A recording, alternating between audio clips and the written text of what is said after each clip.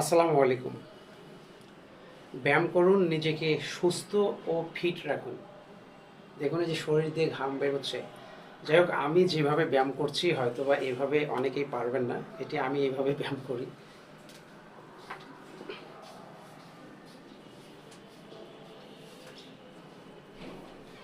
এটি হচ্ছে এই যে হাত এরকম করে পিছনে নেই, এই যে এইভাবে পিছনে নিই, পিছনে নিয়ে আবার এইভাবে সামনে, এই যে এরকম। তো যাই হোক, এভাবে আপনারা চেষ্টা করবেন না, কারণ হাত ভেঙে যাবে, হাতের জায়গাগুলো ভেঙে যেতে পারে। এটি আমি দীর্ঘ বছর ধরে করে অভ্যস্ত বিধায় আমি করতে পারি।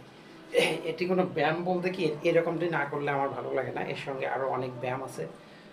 সবচেয়ে বড় কথা হচ্ছে শুরুতে যেটা বললাম শেষেও সেটিই বলি, সেটি হচ্ছে ব্যায়াম করুন, নিজেকে সুস্থ ও ফিট রাখুন। ভালো থাকবেন। আল্লাহ হাফিজ।